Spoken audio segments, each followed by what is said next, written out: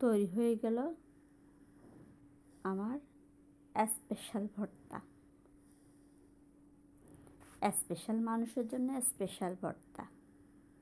কালারটা দেখুন কতটা সুন্দর এসেছে, খেতেও নিশ্চয়ই দারুণ হবে।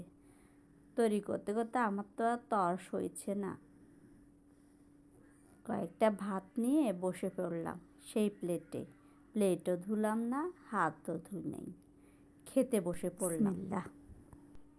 দারুণ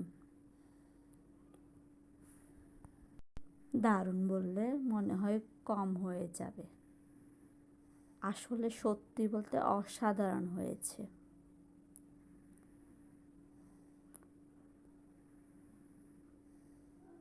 না খেলে বুঝতে পারবেন না। হ্যালো ভিউয়ার্স, আসসালামু আলাইকুম, welcome back to my channel. চুলায় কড়াই বসিয়ে দিয়েছি, শুকনো কড়াই ছিল, তার মধ্যে একটু সরিষার তেল দিয়ে দিলাম। এবার এখানে দেখুন কয়েক টুকরা মুরগির মাংস, ধনিয়া পাতা, টমেটো, পেঁয়াজ, রসুন, আলু, কাঁচামরিচ আর কালার কম্বিনেশনের জন্য এই লাল মরিচটা নিয়েছি। ঝালটা যার যার পছন্দ মতো, আমি কিন্তু 3টা মরিচ নিয়েছি, আমার পরিবার কিন্তু ঝালটা একটু কম খায়। আর আলু এখানে আছে 3-4টা নিয়েছি, একটু পাতলা করে কেটে নিয়েছি। মাংসগুলো একটু পাতলা পাতলা করে কেটেছি। এখানে আমি পেঁয়াজ আর ধনিয়া পাতা ছাড়া আর সবই এখানে দিয়ে দিচ্ছি। টমেটো, আলু, মাংসের টুকরো, রসুন, কাঁচামরিচ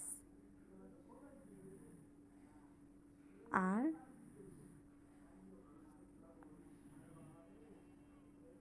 মাংসগুলো দেখুন কতটা পাতলা করে কেটেছি, মানে ছোট ছোট করে কেটেছি যাতে সিদ্ধ হয়ে যায়। আর এখানে পেঁয়াজ আর ধনিয়া পাতা টুকু রেখে দিয়েছি, এগুলি পরে কাজে দিবে। এখানে আদা দিয়ে দিলাম 1 চামচের মতো, রসুন আমি গোটা রসুন নিয়েছি, হলুদ, লবণ, জিরা ধনিয়া গুঁড়ো, গরম মশলা গুঁড়ো সবগুলো দিয়ে আমি কিছুক্ষণের জন্য ঢেকে রেখেছি। সব মশলাই আমি সামান্য সামান্য দিয়েছি, যেহেতু আমি এটা ভর্তা করব, ভর্তার জন্য রেডি করছি, ওই জন্য ঝালটা যার যার পছন্দ মতো দিবেন।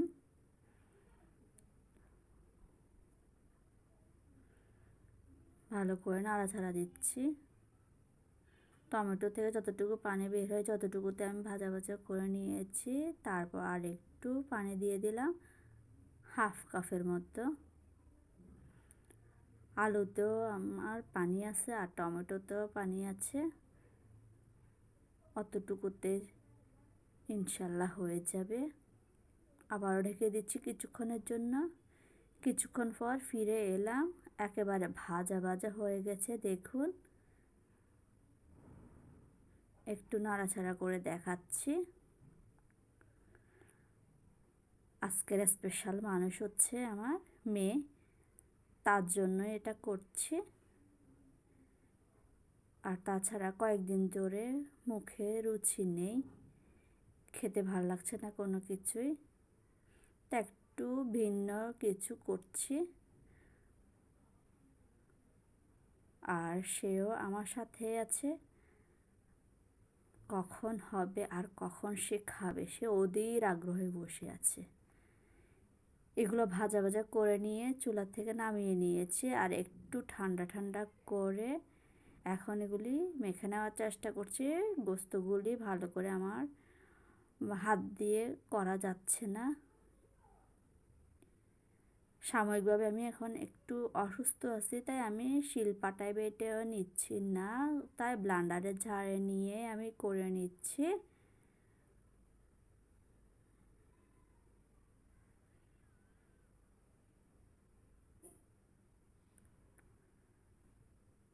সবগুলো উপকরণ দিয়ে আমি ব্লেন্ডারে করে নিলাম। দেখুন কতটা পেস্ট হয়েছে।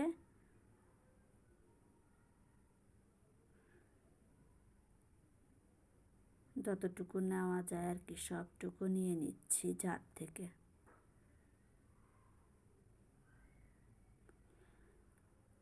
এবার এখানে ধনিয়া পাতা ও পেঁয়াজটুকু দিয়ে ভালো করে ম্যাশ করে নিচ্ছি। যেহেতু আমি সিদ্ধ করার সময় লবণ আর সরিষার তেল দিয়েছিলাম, তাই এখানে আর আমি তা দিচ্ছি না। ভিডিও চলাকালীন সময় যদি আমার কোনো রকম ভুল ভ্রান্তি হয়ে থাকে তাহলে অবশ্যই ক্ষমার দৃষ্টিতে দেখবেন আর কমেন্ট করে জানাবেন। নামানোর আগে আমি একটু টেস্ট করে দিয়ে দেখেছিলাম, লবণটা পারফেক্টভাবে হয়েছিল। আর এখন আর একটু দেখে নিলাম। দেখুন এর মধ্যে আমার তৈরি হয়ে গেল একটু ভিন্ন স্বাদের আইটেম ভর্তা। কতটা লোভনীয় লাগছে। আমি দেরি না করে হাতও ধুইনি, একটু ভাত নিয়ে ওই প্লেটে বসে পড়লাম।